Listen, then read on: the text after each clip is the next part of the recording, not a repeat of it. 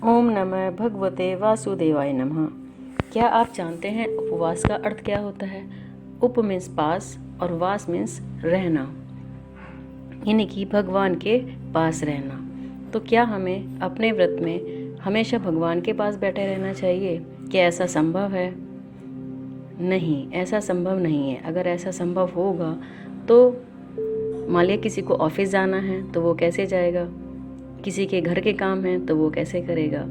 उपवास का अर्थ है भगवान के पास रहना।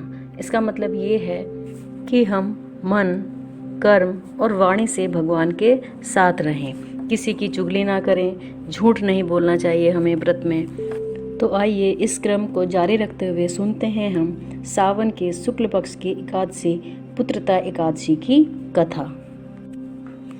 तो आइए चलते हैं युधिष्ठिर महाराज के भवन में, जहाँ पर श्री कृष्ण और युधिष्ठिर महाराज में संवाद चल रहा है।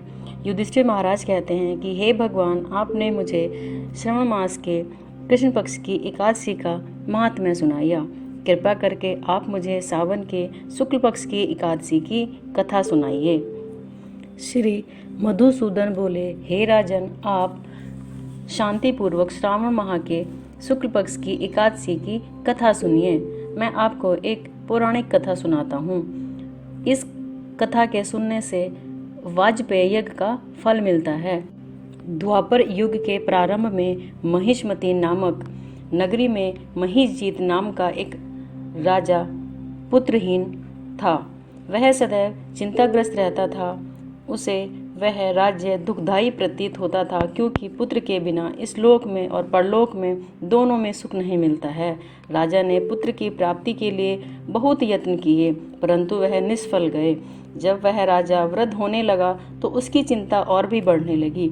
एक दिन राजा ने प्रजा को संबोधन करके कहा कि न तो मैंने अपने जीवन में कोई पाप किया है, न कोई अन्यायपूर्वक प्रजा से धन एकत्र किया है, न ही मैंने कभी किसी देवता और ब्राह्मणों का धन छीना है, और न ही किसी की धरोहर ली है। मैंने प्रजा को सदैव पुत्र की तरह पाला है। मैंने अपराधियों को पुत्र और बांधवों की तरह दंड दिए हैं। मैंने कभी किसी से राग द्वेष नहीं किया, सबको समान माना है। इस प्रकार धर्मयुक्त राज्य करने पर भी मैं इस समय महा दुख पा रहा हूँ। सो क्या कारण है, मेरी कुछ भी समझ में नहीं आ रहा है। राजा महिषजीत की इस बात से प्रजा विचार करने लगी और मंत्रीगण आदि भी दुखी हो गए, और वह इस बात को जानने के लिए सभी मंत्रीगण वन में जाकर बड़े बड़े मुनियों के दर्शन किए। उस स्थान पर व्योव्रत और धर्म के ज्ञाता महर्षि लोमस के पास गए। उन सब ने जाकर महर्षि को यथा योग्य प्रणाम किया और उनके सम्मुख बैठ गए। उनसे विनय करने लगे, हे देव, हमारे अहोभाग्य हैं कि हमें आपके दर्शन हुए।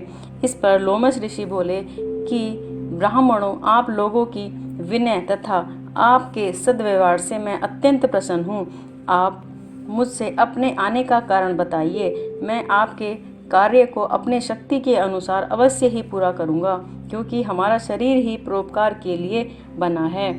इसमें किंचित मात्र भी संदेह नहीं है। लोमस ऋषि के ऐसे वचन सुनकर सब बोले, हे महर्षि, आप हमारी समस्त बातों को जानने को ब्रह्मा से भी अधिक हैं। महिष्मती नाम की पुरी में एक महिषजीत नाम का अत्यंत धर्मात्मा राजा राज्य करता है। वह प्रजा को पुत्र की तरह धर्मानुसार पालन करता है, परंतु फिर भी वह पुत्रहीन है। इससे वह अत्यंत दुखी रहता है। हम लोग उस राजा की प्रजा हैं, क्योंकि प्रजा का कर्तव्य है कि राजा के सुख में सुख माने और उनके दुख में दुख माने। हमको उसके पुत्रहीन होने का अभी तक कारण प्रतीत नहीं हुआ है।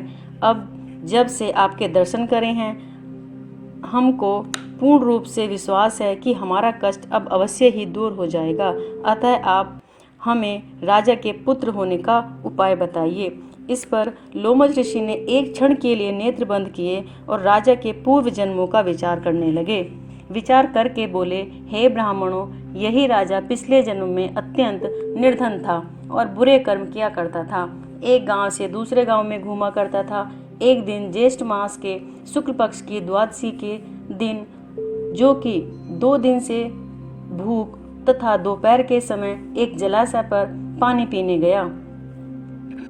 उसी समय वहां पर एक ब्याही हुई प्यासी गाय जल पी रही थी। राजा ने उसको प्यासी ही हटा दिया और स्वयं जल पीने लगा। हे ब्राह्मणों, इसलिए राजा को यह दुख भोगने पड़ रहे हैं। एकादशी के दिन भूखा रहने से उसे राजा होने का सौभाग्य तो मिला, परंतु प्यासी गाय को हटाने के कारण पुत्र वियोग का दुख सहना पड़ रहा है।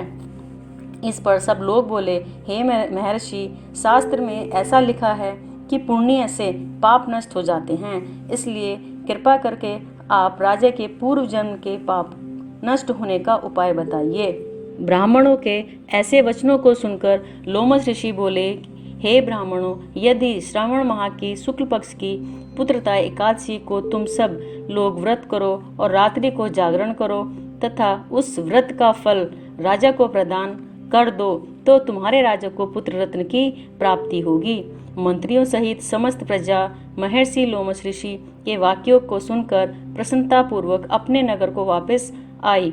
उन सब लोगों ने श्रावण मास के शुक्ल पक्ष की पुत्रदा एकादशी का लोमश ऋषि की आज्ञा अनुसार विधि पूर्वक व्रत किया और द्वादशी को उसका फल राजा को दे दिया।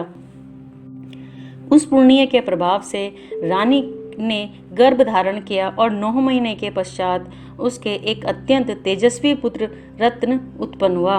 हे राजन, इसलिए इस एकादशी का नाम पुत्रता एकादशी पड़ा है। जो मनुष्य पुत्र रत्न को प्राप्त करना चाहते हैं, उन्हें इस एकादशी का विधि पूर्वक व्रत करना चाहिए। इस व्रत के प्रभाव से इस लोक में सुख और परलोक में स्वर्ग मिलता है। ओम नमः भगवते वासुदेवाय नमः।